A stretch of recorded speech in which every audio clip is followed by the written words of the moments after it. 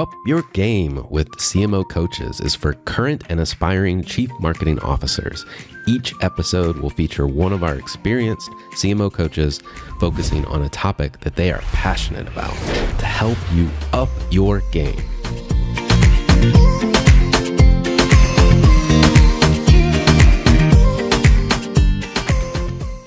Well, today I have Jo Lanzarone, who has an amazing depth of experience working as a coach while holding executive positions as CMO, marketing director, and sales leadership roles. She's worked extensively in B2B Tech for more than 30 years across the UK, Australia, Asia.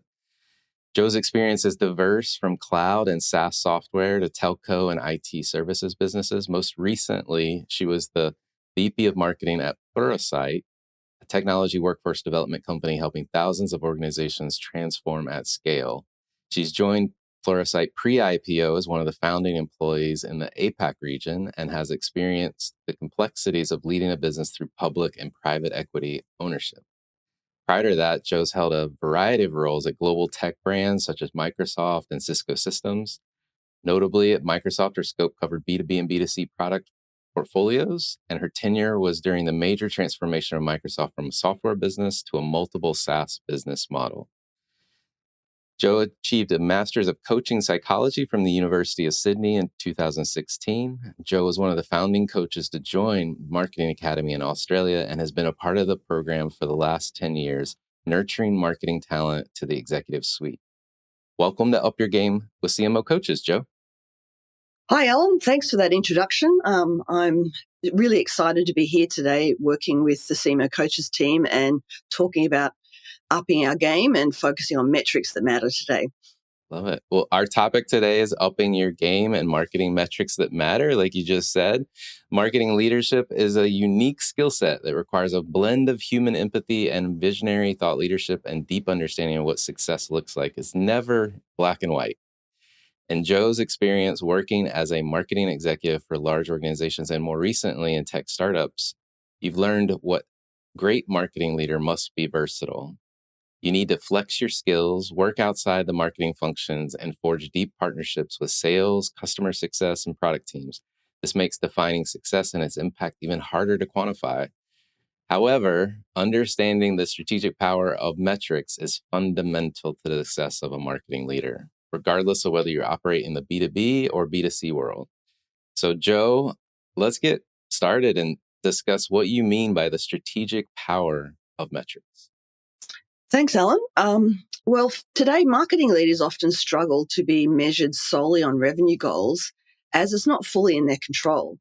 So I feel a lot of current and aspiring marketing leaders should not focus on output metrics like impressions and events and activities because it won't enhance their long-term position or career.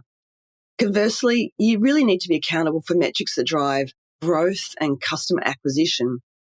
And for marketing to have a seat at the table, whether it's the board or the senior leadership table, you really need a clear business performance metrics that evaluate your business and highlight the success and the impact you're having. In my experience as a B2B leader, I often didn't have the resources as many leading marketing brands, and the definition of success was always nuanced and shared across many departments. So ultimately, someone else held the revenue goal, which was usually sales. So for me, learning from consumer brands, it's about really looking at lots of the different metrics that drive success and then making it clear and defined with your leadership team as to what's the important ones that matter for the business. Being a marketing leader in today's world requires you to take this broader perspective and continuously seeking out what are the right metrics that are specific for your organization and what really tick the box in terms of impact. And that will really support marketing and your career in the future. Well, we're talking about metrics. Is it just about the numbers? Like anything, it's not always just about one thing. And the definition of success and how you measure performance is pretty simple.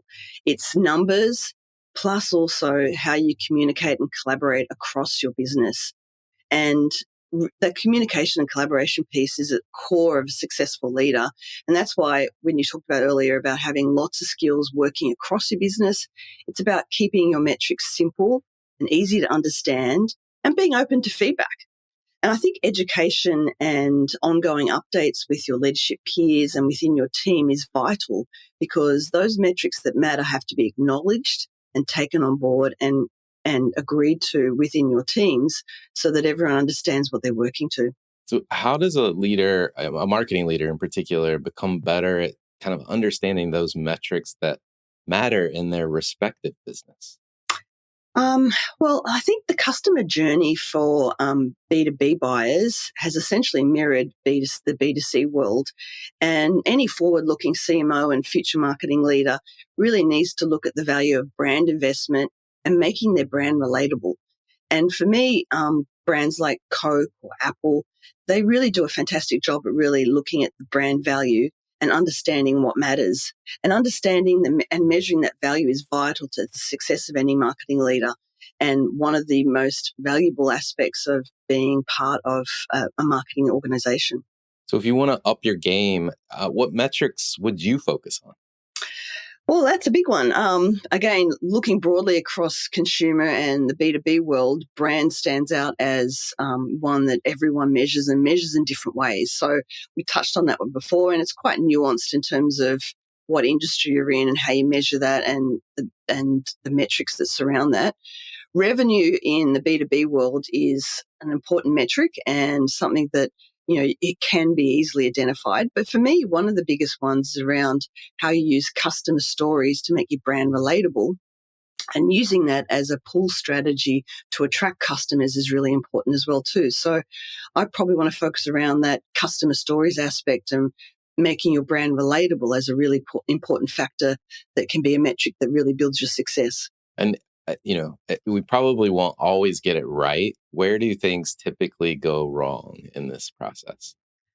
Well, I think typically in this process, a lot of marketing leaders don't necessarily communicate and partner really well once they've found those metrics. So it's essentially about building metrics that people understand, and then evaluating them with your teams and with your peers, educating them on why it's important. And in my example around customer stories, it's really important to engage with your customers and know why they're using your product or service, and build champions within those customers that you can call up and relate to regularly, to build a relationship and understand what's going on.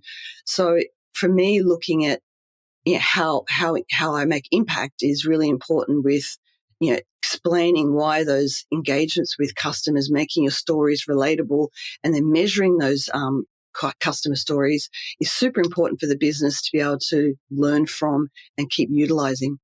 Well, what happens when it goes well? I'm assuming, like, the clouds part and all the money just falls into my lap. Is that what happens?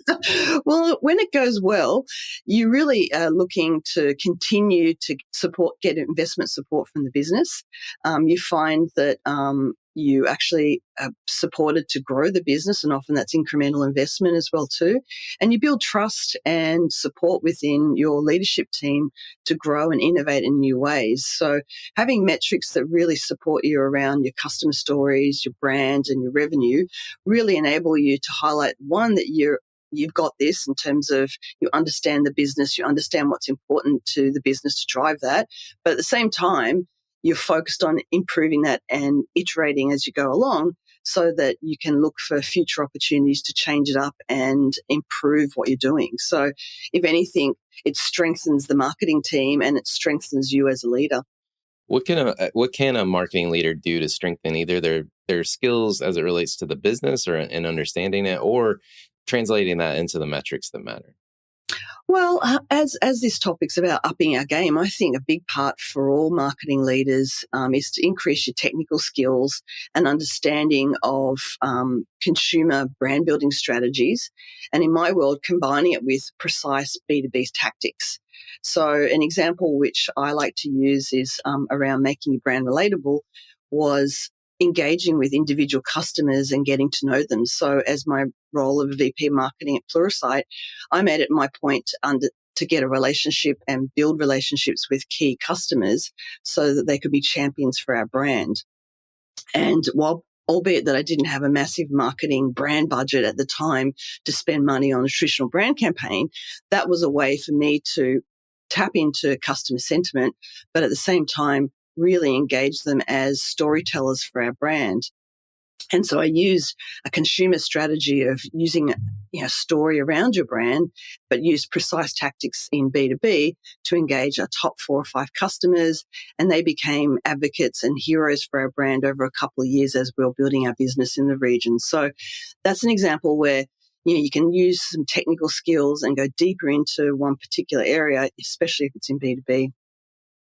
And then my other comment would be asking the right questions and being curious to knowing more, particularly around analytics and how AI is going to change your world, is super important for today's marketing leaders. Marketing ops and having a really strong partnership with finance and particular business analytics in your environment will really help you understand what is being measured from a mathematical perspective and how marketing can impact that from what you're doing with customers and stories. And it supports investment ongoing. A CMO who can really dig into the analytics of customers' engagement, like net promoter scores and other customer success metrics, is also leveraging their skill set across the business further, not just in marketing. Does everyone on the marketing team need to know these metrics? Yeah, absolutely. I think that's a particularly important criteria. And in my experience, and also in your team's experience, it's really important to spend some time getting them to understand your metrics that matter as a business and really championing it into an individual sense of what they own and how that's delivered.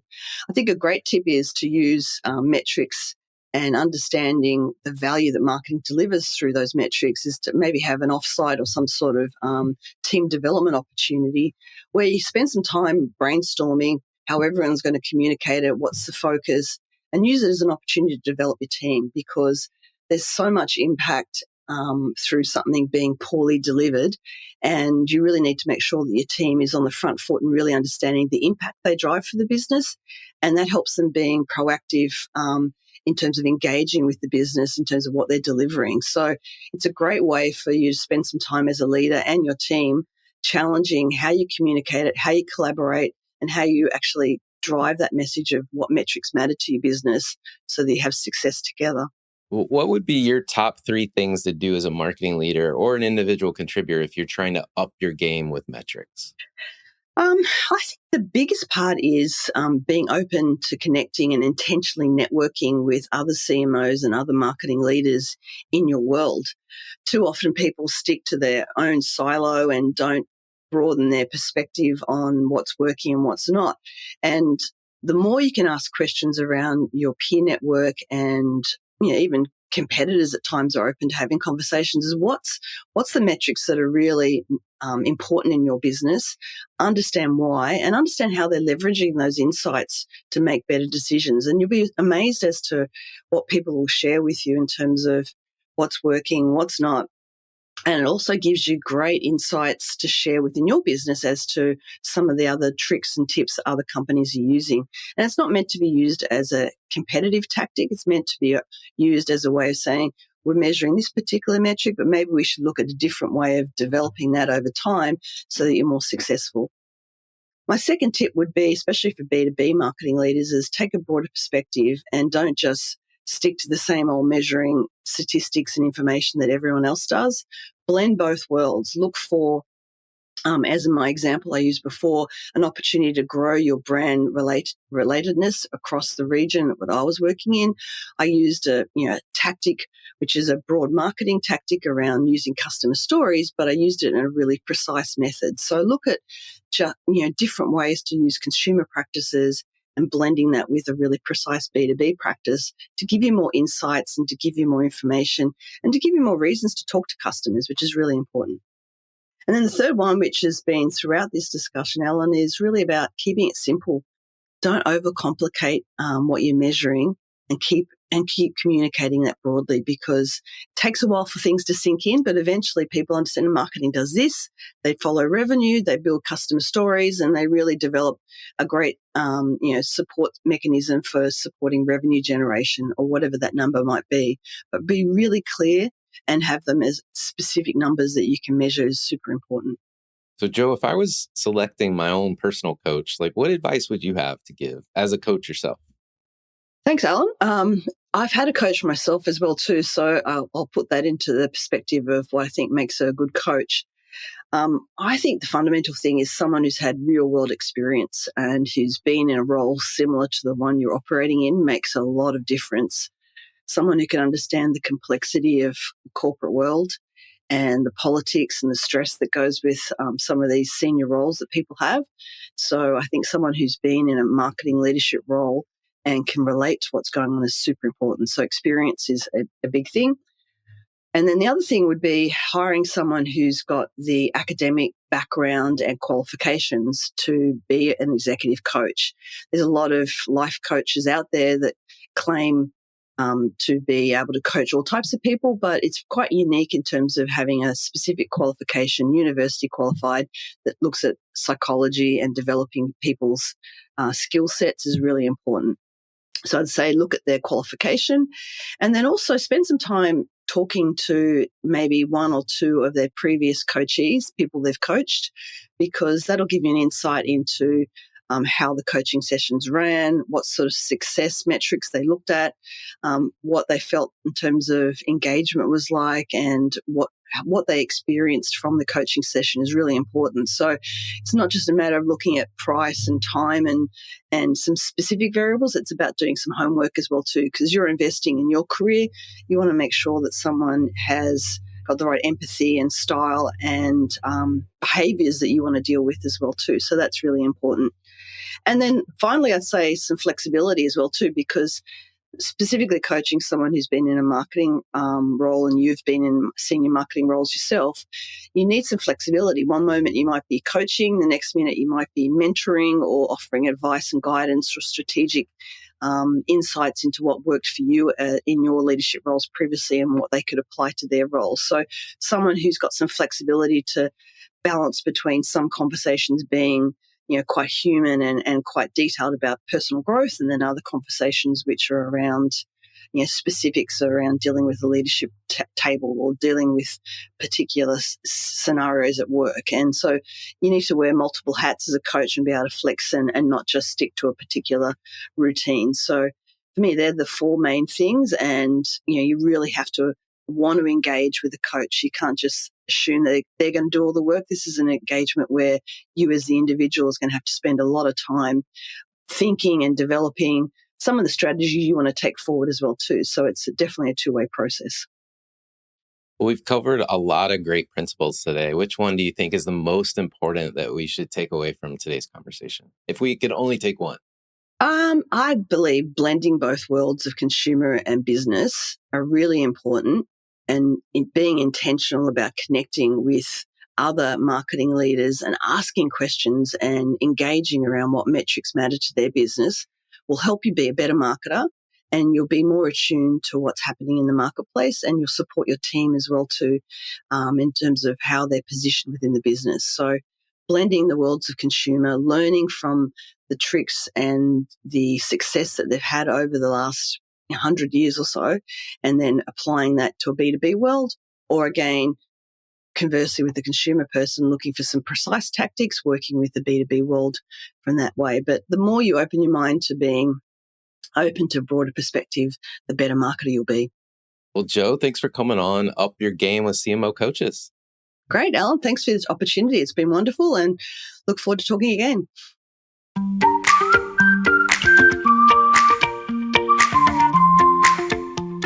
This episode of Up Your Game is brought to you by CMO Coaches.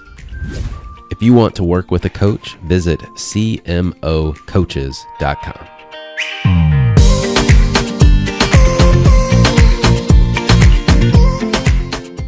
This episode is brought to you in collaboration with Club CMO. Club CMO is an exclusive member organization that brings together chief marketing officers and other senior marketing executives for networking, knowledge sharing, and professional development. Through a peer-led, no-selling environment, the club provides exclusive access for marketing leaders to connect, exchange ideas, and stay up to date on industry trends and everyday challenges. This content was produced by Sam Robertson.